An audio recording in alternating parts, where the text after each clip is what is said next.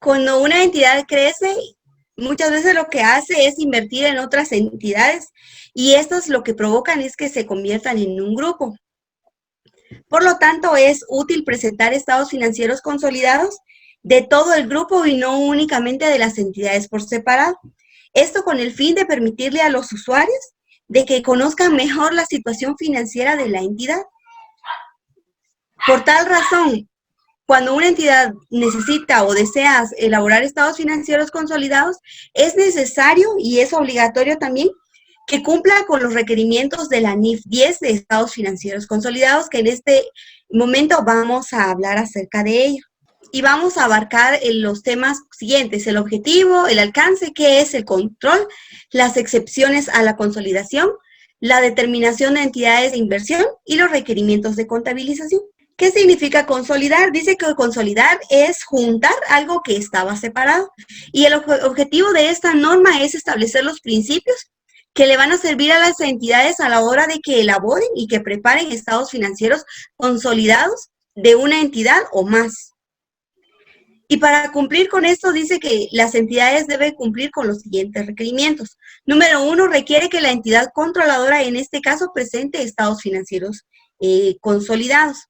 Número 2, define el principio de control, ¿verdad? Y establece también cuál, como la base de la consolidación. Número 3, establece la forma en que se debe aplicar el principio de control, ¿verdad? Más adelante vamos a definir un poco más qué es control. Además, dice que establece los requerimientos contables a la hora de la preparación de los estados financieros consolidados, ¿verdad? Es decir, que indica de qué forma las entidades deben preparar contablemente sus estados financieros. ¿Qué es una controladora? Dice que una controladora es una entidad que controla a una o más entidades, es decir, que tiene bajo su poder y que es también capaz de influir en algunas decisiones sobre otras entidades. ¿Qué es un grupo? Dice que un grupo lo compone lo que es una controladora y lo que son las subsidiarias. Y las subsidiarias dice que son aquellas entidades que están siendo controladas por otra entidad. Y estas dos conforman lo que es el grupo. El alcance de esta norma dice que se aplica a todas las entidades, que en este caso que es una entidad controladora y que presenta estados financieros consolidados, ¿verdad? A excepción de las siguientes. Dice, una controladora no necesita presentar estados financieros si cumple con estas condiciones que les voy a mencionar. Número 1, si es una subsidiaria total o parcialmente participada por otra entidad. Es decir, que en este caso, las que no están obligadas, en este caso, o no necesitan presentar estados financieros consolidados, son aquellas entidades que están siendo controladas, ¿verdad? Por una controladora. Número 2, sus instrumentos de deuda patrimonio no se negocian en un mercado público, es decir, por ejemplo, que no sea una entidad que cotice en una bolsa de valores. Número 3, no registra sus estados financieros ni está en proceso de realizarlo.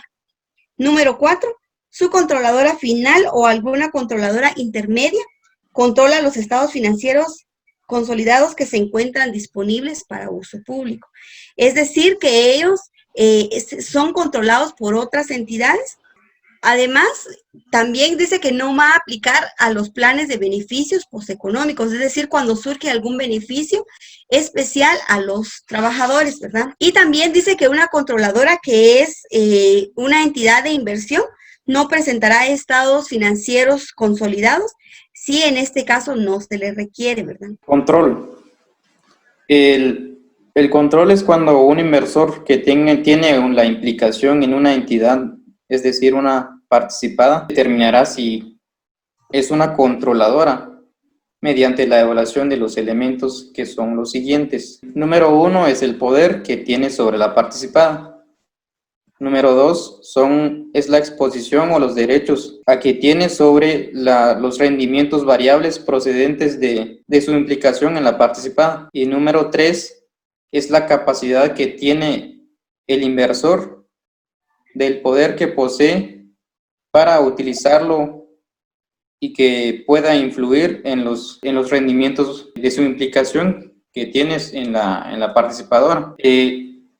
Inciso A, poder. El inversor que tiene poder es cuando posee los derechos que le otorgan la capacidad presente de dirigir actividades relevantes, es decir, que son actividades significativas que van de acuerdo a los rendimientos que tenga la participadora. También la norma nos indica que el poder incluso se puede ejercer o aún cuando no se ha ejercido. Digamos que, por ejemplo, cuando el inversor tiene opciones o instrumentos convertibles, que cuando sean, digamos, convertidos al valor presente, le da la capacidad de dirigir actividades relevantes en su momento. Inciso B es el rendimiento. Los rendimientos, como decía anteriormente, son los derechos que tiene el inversor procedentes de su implicación en los rendimientos de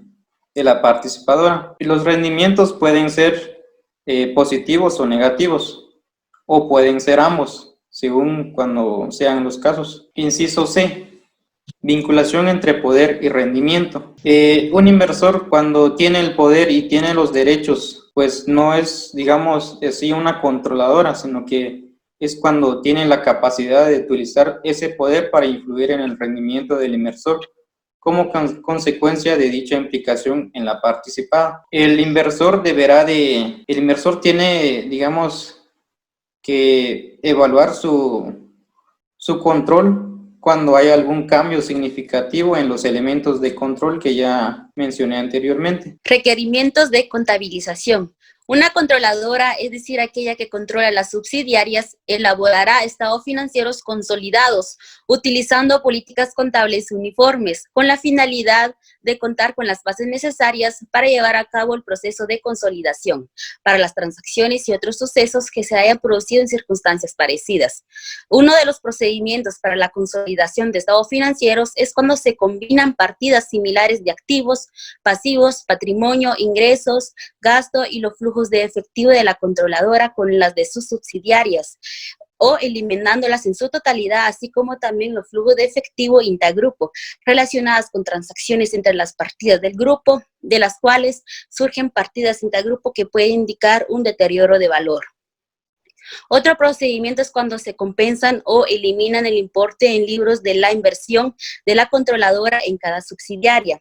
En caso de que un miembro del grupo utiliza políticas contables diferentes de las que se utilizaron en los estados financieros consolidados para las transacciones y otros sucesos similares, se realizarán los ajustes en los estados financieros de los miembros del grupo al elaborar los estados financieros consolidados para asegurar la conformidad con las políticas contables del grupo. Una entidad incluirá los ingresos y gastos de una subsidiaria en los estados financieros consolidados desde la fecha en que obtenga el control hasta la fecha en que cese dicho control sobre la subsidiaria. Por ejemplo, un gasto por depreciación reconocido en el estado de resultado integral consolidados después de la fecha de la adquisición se basará en los valores razonables de los activos depreciables reconocidos en los estados financieros consolidados en la fecha de la adquisición. Para la contabilización de las participaciones no controladoras en los estados financieros consolidados, una entidad atribuirá el resultado del periodo y cada componente de otro resultado integral a los propietarios de la controladora y a las participaciones no controladoras. Cuando cambie la proporción de patrimonio mantenido por las participaciones no controladoras, una entidad ajustará los importes en libros de las participaciones controladoras y no controladoras para reflejar los cambios en sus participaciones relativas en la subsidiaria. Una controladora puede perder el control de una subsidiaria en dos o más acuerdos. Sin embargo, en algunas circunstancias que los acuerdos múltiples deben contabilizarse como una transacción única. Algunos ejemplos de indicios que indican que una controladora debería contabilizar los acuerdos múltiples como una única transacción es cuando son realizados en el mismo momento o teniendo en cuenta el uno al otro, o forman una transacción única diseñada para lograr un efecto comercial total y entre otros. Cuando una controladora pierda el control de una subsidiaria, dará de baja los activos, incluyendo la plusvalía y pasivos por su importe en libros y de todas las participaciones no controladoras en la anterior subsidiaria en la fecha en que se pierda el control. como también reconocerá el valor razonable de la contraprestación recibida por la transacción, suceso o circunstancia que dé lugar a la pérdida de control y la inversión conservada en la que anteriormente fue subsidiaria, como también reclasificará el resultado del periodo o transferirá directamente a ganancias acumuladas si se requiere por otras NIF los importes reconocidos en otro resultado integral en relación con la subsidiaria. Y por último, reconocerá toda diferencia como ganancia o pérdida en el resultado del periodo atribuible a la controladora. Determinación si una entidad es una entidad de inversión. ¿Cómo podemos saber o quién va a determinar si es una entidad de inversión?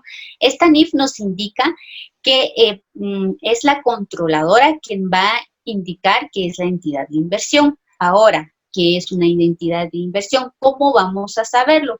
Esta NIF nos indica 3 puntos claves para saber qué es la entidad de inversión. En el inciso A nos dice, obtiene fondos de uno o más inversores con el propósito de prestar dichos inversores servicios de gestión de inversiones. Uno de los ejemplos que encontramos aquí, tenemos dividendos, intereses, ingresos por alquileres. Inciso B, se compromete con sus inversores a que su propósito de negocio sea únicamente la inversión de fondos para obtener rendimiento para la apreciación del capital. Aquí nos da ejemplo, es una gestión de ingresos y la otra es de servicios de inversiones. C, mide y evalúa el rendimiento de prácticamente a todos sus inversores sobre la base del valor razonable. Ahora, para evaluar si cumple la definición de una entidad, consideraremos si tiene las características típicas de entidad de inversión, las cuales tenemos. Inciso A, tiene más de una inversión. ¿Por qué se tiene más de una inversión? Esto lo realizan para minimizar los riesgos y maximizar su inversión. Tiene más de un inversor. El objetivo de aquí es centrar todos sus fondos en un solo y tienen más opciones a lo que se hace cuando solo es una entidad. Tiene inversores que no son partes relacionadas a la identidad. Inciso D, tiene participaciones en las propiedades de forma de patrimonio o participaciones similares. Un ejemplo de aquí tenemos las participaciones particulares. Dice, entidades de inversión, excepción a la consolidación. En el numeral 33 nos indica que si una entidad se dedica o su actividad o su propósito sea de inversión, se dice que se va a aplicar lo que tiene en el numeral 26 de esta NIF y también se va a aplicar los requerimientos de la NIF 3. Pero aquí nos hace un énfasis que dice que si una entidad de inversión no consolidará su subsidiaria, no aplicará la NIF 3 cuando obtenga el control de otra entidad. Entonces, ¿cómo va a regular su inversión esta entidad? Esta NIF nos indica que lo va a realizar al valor razonable según la NIF 9. Ahora, si una controladora de una entidad de inversión dice que consolidará todas que controla, incluyendo las controladoras a través de sus subsidiarias, que sean entidades de inversión o menos que la controladora si en sí misma una entidad de inversión. Aquí hemos llegado en la presentación del NIF 10.